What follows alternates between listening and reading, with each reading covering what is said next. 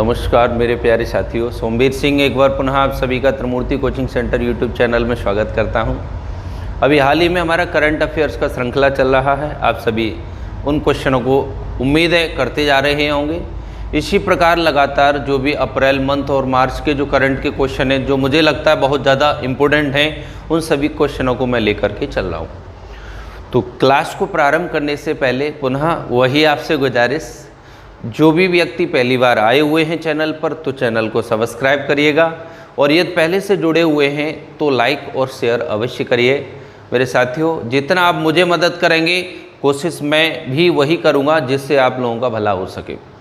आगामी भविष्य में जब भी परीक्षाएं आती हैं, आप उन परीक्षाओं में प्रतिभाग करें और आगे अपने जीवन को ले जाएं। मुझे यही उम्मीद है और यही ईश्वर से मनोकामना करता हूं। आइए क्लास को प्रारंभ करता हूं। तो करंट अफेयर्स के आज काफ़ी इंपॉर्टेंट क्वेश्चन लेकर के चल रहा हूं। इन सभी प्रश्नों को अच्छे तरीके से करने का प्रयास करिएगा। देखो, सबसे पहला प्रश्न हमारा मनरेगा से संबंधित है, ठीक है। तो मैं एक साइड में आ जाता हूं पहले, जैसे वन बाई वन क्वेश्चन मैं आपको समझाता जाऊं।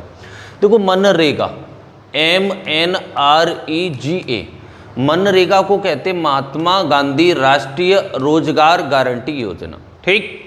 तो वास्तविकता में मनरेगा जो है विधानसभा द्वारा, किसके द्वारा? विधायिका द्वारा, ठीक। अब यहाँ प्रश्न आता है कि विधायिका किस राज्य की थी? तो देखो, मनरेगा जो पद्धति है वास्तविकता में है तो केंद्र सरकार की, ये भी ध्यान रखिएगा। ये राज्य की नहीं है, केंद्र सरकार की है, और केंद्र सरकार द्वारा इसको 2005 में प्रारंभ किया गया था। और तिथिवार भी यदि मैं बात करूं तो 7 सितंबर 2005 को मनरेगा देश में लागू किया गया था। शुरुआत में इसका साथियों नाम जो था वास्तविकता में नरेगा था। क्या था? नरेगा। और वर्ष 2009 में जाके इसका नाम परिवर्तन होकर के क्या बन गया? मनरेगा। पहले इसको क्या कहते? नरेगा, और अब क्या कहते हैं? मनरेगा। इसका फुल फॉर्म भी आप याद रखिएगा, प्रश्न परीक्षा में पूछा जाता है। महात्मा गांधी राष्ट्रीय रोजगार गारंटी योजना, ये आपको ध्यान रखना है। अब ये प्रश्न मैंने क्यों लिखा, इसका कारण क्या है ये भी समझिए। अभी हाल ही में जो बजट पेश हुआ था उसमें जो मनरेगा के सदस्य जो कार्य करते हैं, जिनको 100 दिन की गारंटी दी जाती है, मिनिमम देखो 100 दिन का तो गारंटी दिया जाता है। 100 दिन उन्हें साल में 365 दिन में से 100 दिन उनको रोजगार देना ही देना है, और मिनिमम उनके लिए जो धनराशि है वो 220 रुपये प्रतिदिन के हिसाब से रखी गई है। उसमें औसतन 20 रुपये की वृद्धि की गई है। ये प्रश्न आपके लिए परीक्षा में बनेगा, याद रहेगा। तो मनरेगा जिसमें मिनिमम 220 रुपये, 100 दिन की गारंटी की योजना होती है, इसके तहत 20 रुपये की औसतन वृद्धि की गई है। ये प्रश्न आपकी परीक्षा में इंपॉर्टेंट प्रश्न पूछा जा सकता है। नेक्स्ट क्वेश्चन है, हाल ही में H1B वीजा प्रणाली पुनः सुर्खियों में रही। देखो, ये H1B वीजा प्रणाली है क्या, समझिए। ये जो प्रणाली है साथियों, ये अमेरिका जो देश है वो इस प्रणाली को लागू करता है अपने कैंडिडेट्स के ऊपर। तो जो लोग नौकरी करते हैं वहाँ पर, जो भी विदेशों से वहाँ पर पहुँचते हैं, उनके लिए ये वीज़ा प्रणाली लागू होती है। अब अमेरिका में ये सुर्खियों में क्यों रही? क्योंकि अमेरिका के राष्ट्रपति डोनाल्ड ट्रंप, जिनका भी हाल ही में भारत में स्वागत हुआ था, और नमस्ते ट्रंप नामक एक कार्यक्रम हुआ था अहमदाबाद में, वल्लभ भाई स्टेडियम वहाँ पर बनाया गया था। तो ये जो प्रणाली है लागू की गई कहाँ पर? अमेरिका में। प्रश्न ये कह रहा है, परंतु सुर्खियों में क्यों रही? क्योंकि अमेरिका ने अभी ये आदेश जारी किया था जब कोविड-19 जैसी महामारी थी, तो उसने जो सरकार की ओर से अर्थात अमेरिका की ओर से जो उन्हें सुविधाएं प्रदान होती थीं, वो सुविधाओं में कटौती करने का प्रावधान रखा था। परंतु अभी हाल ही में डोनाल्ड ट्रंप का पुनः एक विचार सुर्खियों में रहा। उन्होंने अब उस वीज़ा में पुनः ढिलाई दे दी, अर्थात जो व्यक्ति बाहर से अमेरिका में रह रहे हैं वो अमेरिका में अपने वर्तमान की स्थिति के अनुसार कार्य करते रहेंगे। अभी तो लॉकडाउन का समय है, परंतु उनके लिए जो वीज़ा की अवधि है वो बढ़ा दी गई है। तो ध्यान रखिएगा, हाल ही में H1 वीज़ा प्रणाली पुनः सुर्खियों में रही। यह लागू करने वाला देश अमेरिका है, प्रश्न ये कहता है, ठीक है। नेक्स्ट क्वेश्चन, हाल ही में जवाहरलाल नेहरू स्टेडियम सुर्खियों में रहा। तो कुछ जवाहरलाल नेहरू स्टेडियम सुर्खियों में इसलिए रहा क्योंकि दिल्ली के जो मुख्यमंत्री हैं अरविंद केजरीवाल, और वहाँ उपराज्यपाल है अनिल बैजल। कौन है? अनिल बैजल, ध्यान रखिएगा। तो ये सुर्खियों में इसलिए रहा क्योंकि यहाँ पर कोविड-19 सेंटर खोलने के लिए केजरीवाल ने प्रावधान रखा था, अर्थात प्रस्तावित किया था, जो कि इस समय कोविड-19 का एक सेंटर, क्वारंटीन सेंटर बना दिया गया। कौन सा? जवाहरलाल नेहरू स्टेडियम। कहाँ पर है ये? दिल्ली में। ठीक। दूसरा अगला प्रश्न हमारा, हाल ही में हजरत निजामुद्दीन मरकज सुर्खियों में रहा। देखो ये जो मरकज है आप सभी जानते हैं, इस मरकज के कारण जितने भी विदेशों से लोग आए या हमारे देश के लोग थे, यहाँ पर इनका एक धार्मिक कार्यक्रम होता है। अब ये कार्यक्रम क्या होता है ये लोग जानते हैं, मैं उसके बारे में ज़्यादा विस्तारित वर्णन नहीं करूँगा। तो यहाँ पर इन्होंने जो कार्यक्रम किया तो ये सुर्खियों में रहा। यहाँ से कोविड-19 का प्रभाव एकदम फैल गया पूरे देश के अंदर। तो यहाँ पर प्रश्न मैंने लिखा, ये चिश्तीय संप्रदाय के सूफी संत थे। तो यहाँ प्रश्न ये तैयार हो सकता है कि निजामुद्दीन कौन थे? तो निजामुद्दीन जो औलिया थे ये चिश्ती संप्रदाय के सूफी संत थे। ध्यान रखिएगा, मोस्ट इंपोर्टेंट प्रश्न है, क्योंकि इसी प्रकार प्रश्न को लिंक बना करके आपका परीक्षा में पूछा जाता है कि संप्रदाय के हैं, चिश्ती संप्रदाय के। इसी प्रकार आपको पता फतेहपुर सीकरी में शेख सलीम चिश्ती की दरगाह है। इसी प्रकार आपका अजमेर में किसकी दरगाह है बताइए? आपका कमेंट के माध्यम से प्रश्न का मुझे आंसर चाहिए, ध्यान रखना इसको। ठीक, मैंने कहा आपसे कि अजमेर में दरगाह है जहाँ पर कैटरीना कैफ और जितने भी हीरो एक्ट्रेस हैं ये सभी मत्था टेकने के लिए जाते हैं। वो दरगाह किसकी है? अगर मैं आपको बता दूंगा तो फिर आप उस पर आंसर नहीं देंगे, इसीलिए कमेंट के माध्यम से मुझे अवश्य बताइएगा। और ये भी बताइए कि वो जो दरगाह है वो किस संप्रदाय से संबंधित है। जैसे चिश्ती संप्रदाय के सूफी संत हो गए कौन? हजरत निजामुद्दीन औलिया। ये मरकज है यहाँ पर, ध्यान रखिएगा।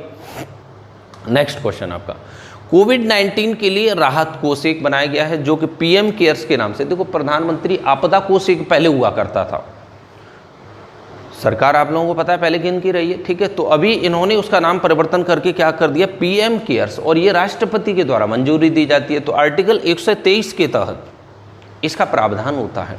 देखो मैंने आपको कई बार बताया, आर्टिकल 110 में धन विधेयक है, 112 में वित्त विधेयक है, और 123 1, 2, 3 आगे दिमाग में देखो, अध्यादेश पारित कराना। कभी प्रश्न आ जाए कि बताइए राष्ट्रपति किस आर्टिकल में अध्यादेश जारी करता है, मोस्ट इंपोर्टेंट क्वेश्चन है, बहुत बार परीक्षा में आता है। तो आर्टिकल 123 के तहत क्या करता है राष्ट्रपति? अध्यादेश जारी करता है, और उसी के तहत पीएम केयर्स एक फंड तैयार किया गया जिसका नाम दिया गया है कोविड-19 के लिए प्रधानमंत्री राहत कोष। ठीक, नेक्स्ट क्वेश्चन है, अभी हाल ही में आप सभी जानते हैं सैनिटाइजेशन की प्रक्रिया चल रही है। जगह जगह सांसद, विधायक, प्रधान और जो भी केंद्र सरकार, राज्य सरकार के द्वारा ये सब सैनिटाइजेशन की प्रक्रिया चल रही है। तो वो जो सैनिटाइजेशन हो रहा है उसमें किस दवा का प्रयोग होता है? तो ये है सोडियम हाइपोक्लोराइट। मोस्ट इंपोर्टेंट प्रश्न है, ध्यान रखिएगा। सोडियम हाइपोक्लोराइट जो मेडिसिन है ये एक विरंजक होता है। क्या होता है? जैसे हमें पता है क्लोरीन के द्वारा जल को शुद्ध किया जाता है, तो ये विरंजक के रूप में प्रयोग किया जाता है। इसके द्वारा लगातार अगर 10 मिनट तक कहीं पर इसका घोल अगर पड़ा हुआ है तो वहाँ पर बैक्टीरिया, वायरस जो भी है, आपने देखा मच्छर, मक्खी वगैरह भी होते हैं तो वो भी नष्ट हो जाते हैं। तो इसका प्रभाव जो है इसके लिए होता है। अगर रोड पे इसका सैनिटाइजेशन होता है और कोई भी व्यक्ति अगर थूकता है तो वहाँ वायरस पनप सकता है, इसके द्वारा वो नष्ट हो सकता है, बशर्ते कि वहाँ पर 8 से 10 मिनट तक वो स्थान थोड़ा सा गीला रहना चाहिए। ठीक, तो सोडियम हाइपोक्लोराइट का प्रयोग किस में हो रहा है? सैनिटाइजेशन। और अभी हाल ही में आप लोगों को पता होना चाहिए इसी का घोल जो था कुछ व्यक्तियों के ऊपर छिड़काव कर दिया था, जिसको लेकर के उत्तर प्रदेश की जो सरकार है वो कटघरे में आके खड़ी हो गई थी। वो कहाँ पर हुआ था? बरेली में। ध्यान रखिएगा, बरेली में जो मजदूर वर्ग और जो भी लोग रोड पे जा रहे थे तो उनके ऊपर ये कुछ कर्मचारियों की दवा छिड़क दी थी, जिसके कारण वहाँ परेशानी हुई थी और उत्तर प्रदेश सरकार जो थी कटघरे के घेरे में आ चुकी थी। ठीक है, तो ध्यान रखना, ये भी प्रश्न इंपॉर्टेंट है। सोडियम हाइपोक्लोराइट, वही कि यहीं पर मेरे प्रश्न मन में आ रहा है, यहीं पर आपसे पूछ ले भोपाल गैस कांड किसके कारण हुआ था? तो वहाँ थी मिथाइल आइसोसाइनेट। कौन सी थी? Methyl isocyanate. बहुत इंपॉर्टेंट प्रश्न है। 2-3 दिसंबर 1984 अर्धरात्रि में ये घटना हुई थी, जिसके कारण हजारों की संख्या में लोग भोपाल में सोते रह गए थे क्योंकि इस गैस का रिसाव हो गया था साथियों। इंपॉर्टेंट प्रश्न है, ध्यान रखो। अगला क्वेश्चन, कोविड-19 के लिए जो दवा है जिसको अभी हाल ही में अमेरिका ने भी भारत से मांगा, श्रीलंका भी गया, मलेशिया भी पहुंचाया, बहुत सारे देशों ने, अभी पाकिस्तान भी मांग कर रहा है उसके लिए। तो वो दवा जो है हाइड्रोक्सी क्लोरोक्विन है, ध्यान रखिएगा। हाइड्रोक्सी क्लोरोक्विन नामक जो दवा है इसके लिए हर देश मांग कर रहा है, क्योंकि इसका जो निर्यातक देश है, या कभी आ जाए उत्पादकता किस देश में सर्वाधिक है, तो वो भारत में है। और भारत में भी ध्यान रखिएगा कच्चा माल जो चीन से आता है, तो वास्तविकता में भारत में इसका डिमांड सर्वाधिक रहता है।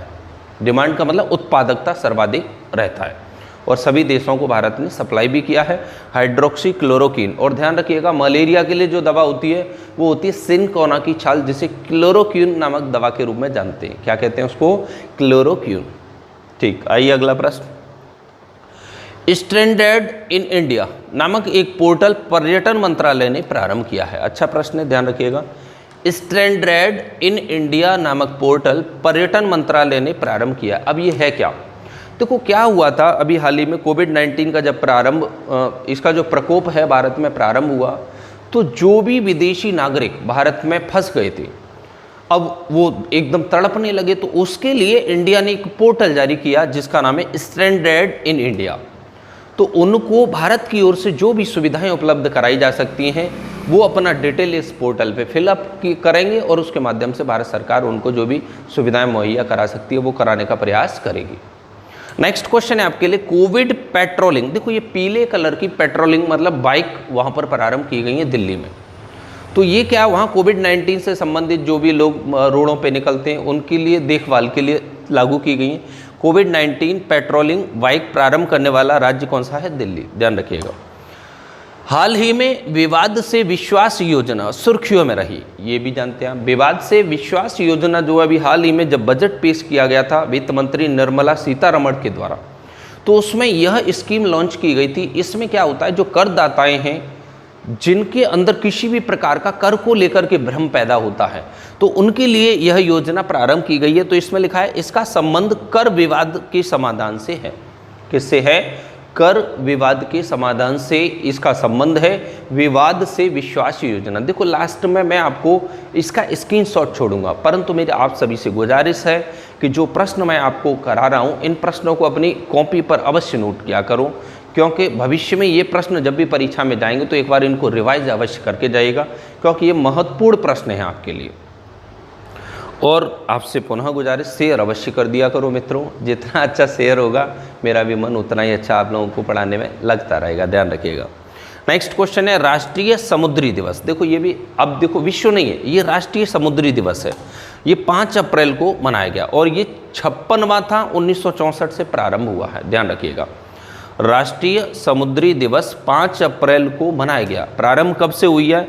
1964 से। कौन से नंबर का था? 56वें नंबर का था। ठीक, इसकी थीम क्या थी? Indian ocean N ocean of opportunity, मतलब इंडियन भारतीय समुद्र और उसके अंदर जो अपॉर्चुनिटी होती हैं वो इसकी थीम रखी गई थी। Indian ocean and opportunity in ocean, Indian ocean and ocean of opportunity. ठीक है, तो इस प्रकार इसकी थीम ध्यान रखिएगा।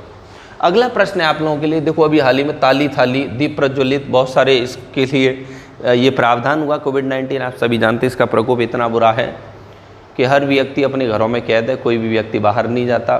मुझे तो अभी हारमोनियम की व्यवस्था नहीं, वरना मैं आपको संगीत के माध्यम से कुछ संगीत का भी प्रावधान करके कराऊंगा, जल्दी कोशिश करूंगा। शाम को आधा घंटे आप लोगों का मन एकदम प्रफुल्लित हो जाए वो कार्यक्रम भी जल्दी प्रारंभ करूंगा मैं। बस थोड़ा सा वेट करिएगा, जब भी लॉकडाउन खुलेगा ये सब कार्यक्रम भी प्रारंभ कर दूंगा मैं। पढ़ाई के साथ साथ मन प्रसन्न रहे, मैं ये चाहता हूँ। तो ध्यान रखिएगा, एक तो कार्यक्रम हुआ था ताली व थाली। देखो प्रधानमंत्री के द्वारा जनता कर्फ्यू का आयोजन किया गया था 22 मार्च को। मोस्ट इंपोर्टेंट प्रश्न ये ध्यान रखिएगा। ठीक, दूसरा है दीप प्रज्वलित करना। तो ये 5 अप्रैल को ये जो हमारे कोरोना वॉरियर्स हैं, अर्थात जो कोरोना के लिए अपना जीवन दांव पर लगा रखा है पब्लिक की सेवा के लिए, चाहे वो पुलिस वाले हों, चाहे वो आपके स्वास्थ्य कर्मी हों, या जो भी व्यक्ति जनता का सेवक के रूप में कार्य कर रहा है। देखो मैं आपको पढ़ा रहा हूँ तो ये भी एक सेवा भाव है, ध्यान रखिएगा। बगैर स्वार्थ के निस्वार्थ भाव से मैं आप लोगों को लगातार क्लास दे रहा हूँ, तो ये भी मेरा एक सेवा भाव है। और यदि मैं कहीं भी चाहे जीव जंतुओं को चाहे मैं मनुष्य को अगर अपनी सेवा प्रदान कर सकता हूं, तो हर व्यक्ति का कर्तव्य है कि सेवा अवश्य करिएगा। अगर ईश्वर ने हमें मौका दिया है तो वो सेवा का जो भाव है कभी व्यर्थ नहीं जाना चाहिए। मैं आप सभी से ये अवश्य कहना चाहूँगा। इसीलिए सेवा अवश्य करो, चाहे वो आपका माता पिता हो, चाहे वो वृद्ध पुरुष हो, उसका आगे भविष्य आपका बहुत उज्जवल होता है। ईश्वर हमेशा मनोकामना देता है, इस चीज़ को ध्यान रखिएगा। तो दोनों चीज़ें आपको याद रखना है, दीप प्रज्वलित 5 अप्रैल और ताली थाली 22 मार्च, जो कि जनता कर्फ्यू के रूप में जाना जाता है। अगला प्रश्न है विश्व स्वास्थ्य दिवस। देखो, विश्व स्वास्थ्य दिवस जो है ये 7 अप्रैल को मनाया जाता है। कब? 7 अप्रैल को। इसका जो थीम है support nurses and mind waves. Mind waves का मतलब होता है जो भी हमारी नर्सेस हैं और जो भी कार्यकर्ता पूरे मन से कार्य कर रहे हैं उनके लिए सपोर्ट करना ही विश्व स्वास्थ्य दिवस का इस बार का थीम था। क्योंकि वर्ल्ड में इतनी बड़ी महामारी फैलना पहली बार, इससे पहले देखो हुआ, परंतु इतना विकराल रूप धारण कभी नहीं किया जितना अब कर लिया है। तो उसके लिए इन्होंने जो थीम तैयार किया है, जो भी नर्सेज हैं, जो भी कर्मचारी हैं, जो सेवा भाव कर रहे हैं, उनकी ये थीम तैयार की गई है। तो वास्तविकता में विश्व स्वास्थ्य दिवस जो है, देखो ये WHO के द्वारा 7 अप्रैल 1948 को ये WHO स्थापित हुआ था। कब हुआ था? 1948 में।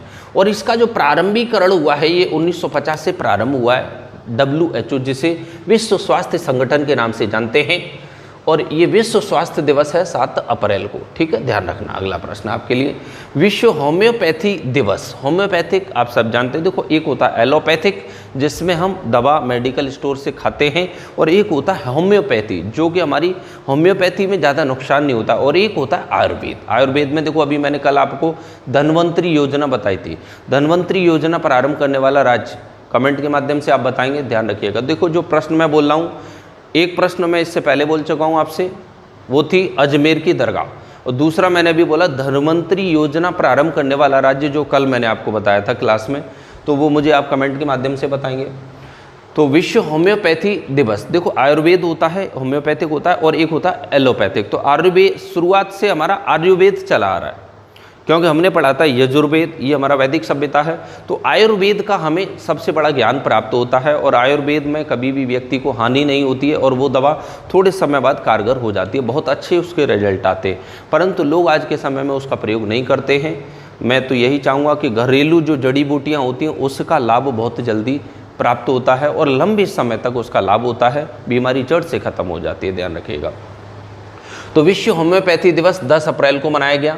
यह क्यों मनाया जाता है? यह जर्मनी के doctor Christian Friedrich Samuel Hahnemann के जन्म दिवस पर मनाया जाता है। ध्यान रखना, कब मनाया जाता है? 10 अप्रैल को। ठीक, नेक्स्ट क्वेश्चन है WTO। देखो वर्ल्ड ट्रेड ऑर्गेनाइजेशन, इसे कहते हैं विश्व व्यापार संगठन। क्या कहते हैं? विश्व व्यापार संगठन। मैंने आपको कई बार एक ट्रिक के माध्यम से बताया था कि विश्व स्वास्थ्य संगठन, विश्व व्यापार संगठन, विश्व बौद्धिक संपदा संगठन, समझ रहे हैं आप, विश्व मौसम संगठन, इन सब का जो हेडक्वार्टर है वो स्विट्जरलैंड जिनेवा में है। कहाँ पर है? जिनेवा स्विट्जरलैंड में है। ठीक है, ध्यान रखना। अब मेरा प्रश्न जो कह रहा है WTO वर्ल्ड ट्रेड ऑर्गेनाइजेशन जो है, यह 15 अप्रैल 1994 को, कब? 15 अप्रैल 1994 को 123 देशों के हस्ताक्षरित के द्वारा प्रारंभ हुआ था। वास्तविकता में ये अपना जो कार्य इसने प्रारंभ किए हैं वो 1 जनवरी 1995 से प्रारंभ किए हैं। वर्तमान में इसमें जो सदस्य देश हैं वो 164 हैं। कितने हैं? 164। और इसका जो महानिदेशक है वो रॉबर्टो अजावेदो, जो कि ब्राज़ील का है, याद रखिएगा। अच्छा प्रश्न है, परीक्षा की दृष्टि से पूछ लिया जा सकता है। नेक्स्ट क्वेश्चन है मित्रों, हाल ही में मज़ा आ रहा है कि नहीं ये बताओ? अच्छा लग रहा है तो देखो कंटिन्यू उसको पढ़ने का प्रयास किया करो। कभी भी पढ़ाई को बोझ बना करके मत पढ़ो, ठीक है? मस्त हो करके पढ़ते जाइए, और उम्मीद है कि आगामी समय में देखो थोड़ा डिले हो सकता है, परंतु भर्तियां अवश्य आएंगी, क्योंकि GDP और बहुत सारे प्रावधान ऐसे होंगे जो दिक्कत पैदा कर सकते हैं हमारे भविष्य के लिए। परंतु हमारा कर्तव्य अभी से अपना एक नींव तैयार करके चलेंगे तो आगे भविष्य हमारा उज्जवल होगा। क्योंकि उस चीज़ को आप भी जानते हैं, आपके माता पिता भी यही कहते हैं, और मैं भी आपसे यही कह रहा हूँ कि परिश्रम हमेशा करो। Hard work is the key of success. If a person work hard then he will get success. कठिन परिश्रम ही सफलता की कुंजी होती है, इस चीज़ को ध्यान रखिएगा। अगला प्रश्न है, हाल ही में भारत के विदेश मंत्रालय ने सार्क देशों के साथ मिलकर कोविड-19 की बैठक की। अभी हाल ही में आप लोगों को पता होना चाहिए, सार्क दक्षेश, जिसे हम दक्षिण एशियाई देशों का संगठन कहते हैं, इसकी फुल फॉर्म होता है south Asian association for regional corporation. लिख लीजिएगा, पूछ लिया जाता है। South Asian association for regional corporation. ठीक, ये इसका फुल फॉर्म होता है। ये जो सार्क है, सार्क दक्षिण एशियाई देशों का संगठन होता है। प्रारंभ में इसमें मात्र 7 देश थे और प्रारंभ कब हुआ इसका? 8 दिसंबर 1985 को। और वो जो 7 देश थे उनके नाम सुन लीजिएगा, ये भी पूछा गया है। MBBS पिना, एक ये मैंने ट्रिक तैयार किया है। M for Maldives, Bhutan, Bangladesh, Sri Lanka, Pakistan, India, Nepal, और जो 2007 में देश जुड़ा है उसका नाम है अफगानिस्तान। देखो मैं लिख दे रहा हूँ छोटा छोटा सा। M फॉर मालदीव, ठीक, B for Bhutan, B for Bangladesh, S for Sri Lanka, P for Pakistan, I for India, N for Nepal और A फॉर अफगानिस्तान। ध्यान रखिएगा, यहाँ से प्रश्न पूछ लिया जाता है कई बार। तो ये 2007 में अफगानिस्तान जुड़ा था। ठीक है, तो प्रधानमंत्री ने सार्क देशों के साथ अभी कोविड-19 पर ही बैठक की कि वर्तमान स्थिति के अनुसार यदि हमें कहीं विपदा की स्थिति पैदा होती है तो सभी देश मिलकर के सहयोग करने का प्रयास करेंगे।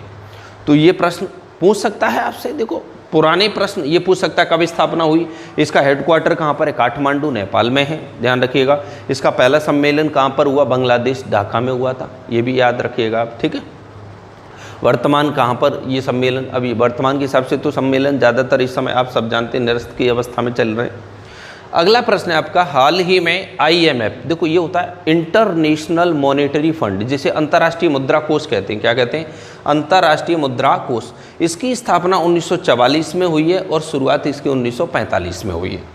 तो इसमें जो सदस्य देश हैं वो 189 हैं। देखो एक होता है UN, जैसे संयुक्त राष्ट्र कहते हैं, उसमें 193 देश थे, परंतु वर्तमान में 195 देश हैं। दक्षिणी सूडान उसमें जुड़ने वाला अंतिम देश था। ठीक है, तो ये 2020 में 189 देश हैं। इसका हेडक्वार्टर जो वाशिंगटन DC है। विश्व बैंक का भी हेडक्वार्टर कहाँ पर है? Washington DC। और अंतर्राष्ट्रीय मुद्रा कोष का भी कहाँ पर है? वाशिंगटन DC, अमेरिका में है। और न्यूयॉर्क जो है इस समय आप सबको पता है लगभग 3.5 से 4 लाख वहाँ कैंडिडेट हैं जो कि कोविड-19 के प्रभाव से जूझ रहे हैं। तो वो जो है बहुत विपरीत स्थिति में पहुँच चुका है। तो यहाँ 2020-21 के द्वारा भारत ने इसका जो GDP है, जिसे हम ग्रॉस डोमेस्टिक प्रोडक्ट कहते हैं, 1.9% प्रदर्शित किया है। आप सोचिएगा कहाँ 5% और कहाँ 2% के लमसम GDP आ गया। तो इससे बहुत बड़ा प्रभाव पड़ रहा है। मतलब 20-21 के लिए GDP जो है केवल 1.9% निर्धारित किया है। किसके द्वारा? IMF के द्वारा। निर्धारित करने वाला ये कौन होता है? ठीक, ये केवल प्रस्तावित, मतलब उम्मीद जताई है कि इतना GDP रहेगा। देखो वर्ल्ड बैंक भी अपना करता है, RBI अलग करता है, तो सबके अपने अपने आंकड़े होते हैं। एक प्रश्न आता है कि क्रिस्टीना जॉर्जिवा जो कि बुल्गारिया की है, वर्तमान में IMF की कौन है? वो चीफ है। और भारत की ओर से अर्थशास्त्री गीता गोपीनाथ जो कि इंटरनेशनल मॉनेटरी फंड में कौन है इस समय? वर्तमान अर्थशास्त्री के रूप में जानी जाती है। तो ये प्रश्न थे, इनका आप स्क्रीनशॉट ले लीजिएगा और इनको अपनी कॉपी में अवश्य नोट करिएगा। मोस्ट इंपोर्टेंट प्रश्न है, कोई ना कोई प्रश्न परीक्षा में अवश्य आएगा। ठीक है साथियों, बहुत बहुत धन्यवाद। जय हिंद, जय भारत। सब्सक्राइब करिए और शेयर अवश्य करिएगा। धन्यवाद साथियों, जय हिंद।